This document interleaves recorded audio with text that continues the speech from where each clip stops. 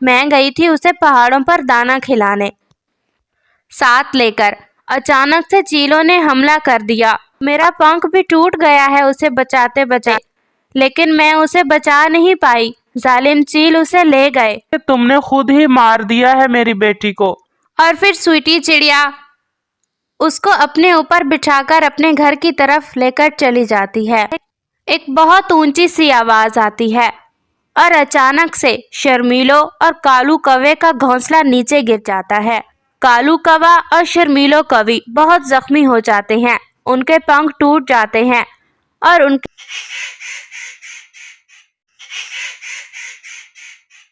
कालू, मैं इसे हरगिज अपने पास नहीं रखूंगी। मेरी कितनी ख्वाहिश थी कि मेरा बेटा होता, लेकिन न जाने क्यों मेरे अंडे से ये कल मुंह निकल आई है।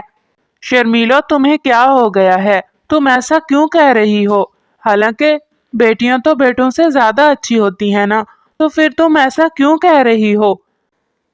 मनहूस कौवे, ये तुम्हारी ही ख्वाहिश थी कि हमारी बेटी हो, लेकिन मैं बिल्कुल भी इसे पसंद नहीं करती। शर्मीलो कवि के अंडे से पहली बार बच्चा निकला था और वो यही चाहती थी कि उसका बेटा हो, लेकिन उसके अंडे से बेटी निकल आती है जो उसे बिल्कुल भी पसंद नहीं आती, और वो यही चाहती थी कि जैसे तैसे करके उसकी उससे जान छूट जाए।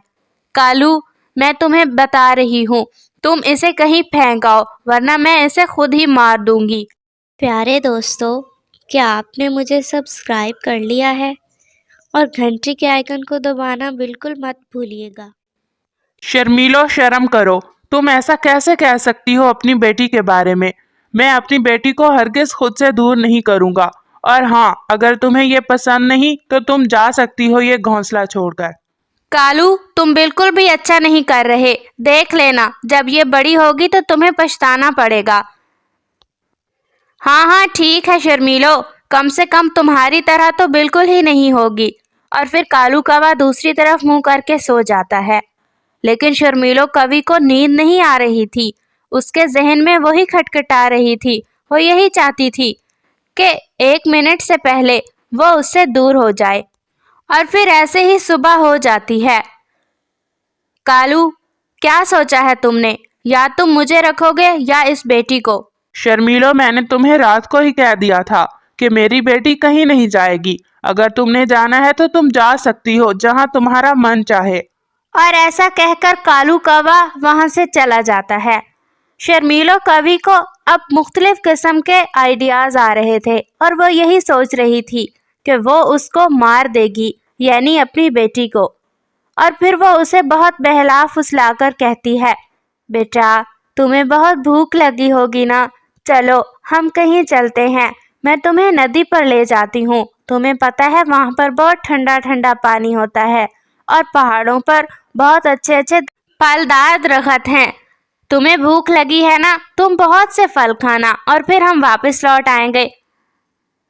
कवि की बेटी अभी बहुत छोटी थी और बहुत मासूम थी। वो तो अभी तक उड़ना भी ना जानती थी और वो यही सोचती है कि उसकी मामा कितनी अच्छी हैं और उससे बहुत प्यार करती हैं। और फिर शर्मीलो कवि अपनी बेटी से झूठ बोलकर उसे पहाड़ों पर ले जाती है और उसे एक दरख्त पर बिठा देती है। बेटा, तुम यहाँ पर बैठो, मैं तुम्हारे लिए फल लेकर आती हूँ।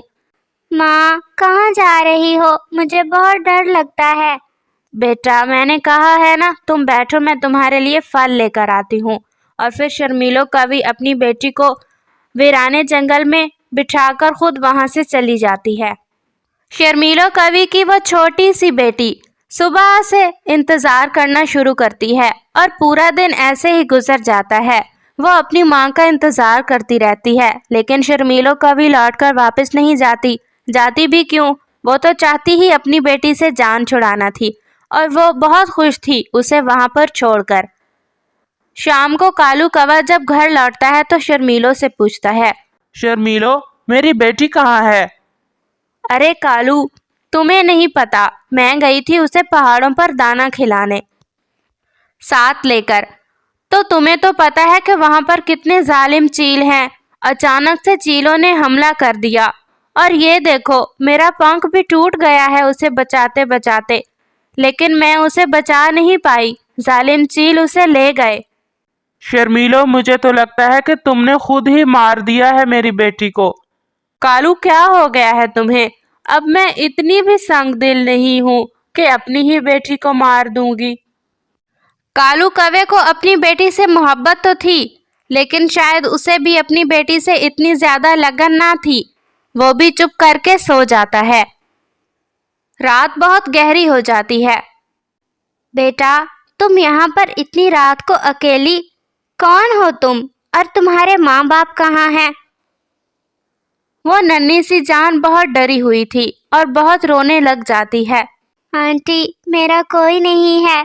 मेरे मामा पापा जिंदा हैं, लेकिन वो मुझे अपने पास नहीं रखना चाहते। मेरी मम्मा का एक ही अंडा हुआ था, पहला अंडा, और वो यही चाहती थी कि उसमें से उनका बेटा निकले, लेकिन उसकी जगह मैं हो गई और मेरा यही कसूर है। उस नन्ही सी बच्ची की आंखों से बहते आंसुओं से स्वीटी चिड़िया सारी कहानी पढ़ लेती है और समझ जाती है कि वो बहुत मजबूर और दुखी है। बेटा, भला कोई माँ बाप ऐसा करता है कभी? ये तो बहुत बुरे हैं। बेटा, मेरा यहीं पे ही घर है साथ में, मैं अकेली रहती हूँ। क्या तुम मेरे साथ चलोगी? मेरा कोई बच्चा नहीं है, तुम मेरी बेटी बनकर रहना। क्या तुम उड़ पाओगी? नहीं आंटी, मुझे तो उड़ना नहीं आता। और फिर स्वीटी चिड़िया उसको अपने ऊपर बिठाकर अपने घर की तरफ लेकर चली जाती है। अब स्वीटी चिड़िया की जिंदगी में बहुत खुशियां आ गई थी, क्योंकि उसका तो कोई बच्चा ना था, लेकिन वो उन कौवों की बेटी को ही अपनी बेटी समझने लगी थी। सुबह से शाम तक दाना ढूंढती और साथ साथ उस बच्ची को भी लिए फिरती, उसका बहुत ख्याल रखती और उससे बहुत प्यार करती। वक्त ऐसे ही गुजरता रहा। कालू, मुझे बहुत भूख लगी है, तुम जाओ और मेरे लिए कुछ खाने के लिए ले आओ। शर्मीलो, मैं नहीं जा रहा, आज मेरी तबीयत कुछ ठीक नहीं है। मेरे सर में बहुत दर्द है और मुझे बहुत नींद आ रही है, इसलिए मैं सोने लगा हूँ। तुम्हें अगर भूख लगी है तो जाओ और खुद ढूंढ लो दाना। वो दोनों ऐसे ही बातें कर रहे थे, एक बहुत ऊंची सी आवाज आती है और अचानक से शर्मीलो और कालू कौवे का घोंसला नीचे गिर जाता है। जिस दरख्त पर उनका घोंसला था वो दरख्त ही जड़ से उखड़कर नीचे गिर जाता है। कालू कौवा और शर्मीलो कौवी बहुत जख्मी हो जाते हैं, उनके पंख टूट जाते हैं और उनके जिस्म से खून बहने लगता है। पास से गुजरते हुए पक्षी उन्हें ऊपर उठाते हैं सहारा देकर, और फिर कालू कौवा कबूतर से कहता है, कबूतर यार, मेरे तो सारे पंख टूट गए हैं और शर्मीलो के भी। तुम ऐसा करो कि हम पर एक एहसान करो और हमारे लिए एक घोंसला बना दो। और फिर कबूतर उन दोनों के लिए एक घोंसला बना देता है, जिसमें वो सुबह से शाम तक पड़े रहते हैं। कबूतर यार, अगर हो सके तो मेरे लिए थोड़ा दाना ले आना। हाँ हाँ, ले आऊंगा कौवे, अगर मिला तो तुम्हें भी दे दूंगा मैं दाना। और फिर कबूतर बहुत नखरे से उसे बातें सुनाते हुए वहां से चला जाता है। कालू, मुझे तो लगता है कि हमें किसी गुनाह की सजा मिली है। शायद मैंने बहुत बड़ा गुनाह किया है। तुम्हें पता है कालू, हमारी बेटी को जालिम चीलों ने नहीं खाया था, बल्कि मैं खुद ही उस रात उन पहाड़ों पर उसे अकेला छोड़ आई थी। मैंने कितना जुल्म किया अपनी बेटी पर। न जाने वो कैसी होगी, और शायद उसे कोई जंगली जानवर खा गया होगा। कितना डर गई होगी वो अकेले। शर्मीलो, मुझे पता था कि ये जुल्म किया होगा तुमने, लेकिन मैं खामोश रहा कि तुम कहीं नाराज ना होकर चली जाओ। शर्मीलो, हो ना हो, हम दोनों बराबर के ही कसूरवार हैं और कितना जुल्म किया हमने बेटी पर। वो दोनों ऐसे बातें करके बहुत परेशान हो रहे थे। हाँ शर्मीलो, अब तो बस हमारी यही सज़ा है कि हम जब तक जिंदा हैं इस घोंसले में पड़े रहें और अपने इन जख्मों पर रोते रहें और अपने गुनाहों की सज़ा भुगतते रहें। वक्त ऐसे ही गुजरता रहा और कौवों की वो बेटी बड़ी होती गई। वक्त के साथ साथ स्वीटी चिड़िया भी बूढ़ी होती जा रही थी। फिर एक दिन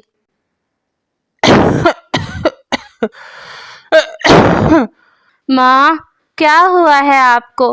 माँ। बेटी, मुझे लगता है मेरा वक्त आ गया है। बेटी, मुझे लगता है कि अब मैं और नहीं जी पाऊंगी, लेकिन बेटा तुम मुझसे वादा करो। माँ, क्या हुआ है आपको? बोलें, कौन सा वादा? बेटा, मेरे मरने के बाद तुम अपने माँ बाप के पास चली जाना बेटी। ये सुनकर वो बहुत रोने लग जाती है। उसका नाम स्वीटी चिड़िया ने चमकीलो कवि रखा था। चमकीलो कवि अपनी माँ से बहुत प्यार करती थी और वो ऐसा सुनकर बहुत रोने लग जाती है। माँ, नहीं, आपको कुछ नहीं होगा। मैं अभी तोते अंकल के पास जाती हूँ और आपके लिए मेडिसिन लाती हूँ।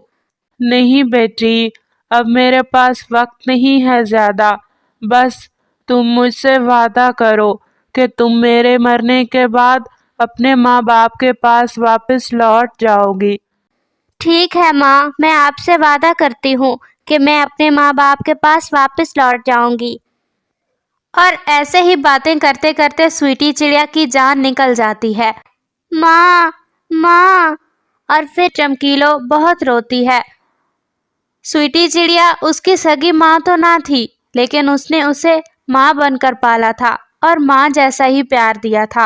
और फिर चमकीलो बहुत रोती है और फिर वो स्वीटी चिड़िया अपनी माँ से किया हुआ वादा निभाती है और वापस अपने जंगल अपने माँ बाप के पास लौट जाती है। माँ, माँ, मैं आ गई। पापा, मैं आ गई। शर्मीलो कवि और कालू कौवा अपनी बेटी को देखकर रोने लग जाते हैं। वो तो अपनी बेटी से नजरें ही नहीं मिला पा रहे थे, क्योंकि उन्होंने तो उस पर बहुत जुल्म किया था। लेकिन उनकी बेटी वक्त के साथ साथ सब भूल गई थी और वो अपने माँ बाप से फिर से प्यार करने लगी थी। बेटा, हमें माफ कर दो। हमने तुम्हारे ऊपर बहुत जुल्म किया और हमें अपने किए की सजा मिल गई। देखो ना, हमारे सारे पंख टूट गए और तो और हमारा घोंसला भी टूट गया। माँ, आप परेशान मत हो, मैं आ गई हूँ ना। अब मैं आपका ख्याल रखूंगी और आपके लिए दाना भी ढूंढ कर लाया करूंगी। शर्मीलो कवि और कालू कौवा बहुत दुखी हो जाते हैं और अपनी बेटी को अपने सीने से लगा लेते हैं। इस कहानी से हमें यही सबक मिलता है कि हमें बेटियों को कभी भी कम नहीं समझना चाहिए, बल्कि उनसे भी ऐसा ही प्यार करना चाहिए जैसे हम अपने बेटों से करते हैं, क्योंकि वक्त आने पर हमें बेटियां बेटों से ज़्यादा प्यार देती हैं और ज़्यादा खिदमत करती हैं बेटों से, जैसे शर्मीलो और कालू कौवे की बेटी ने की।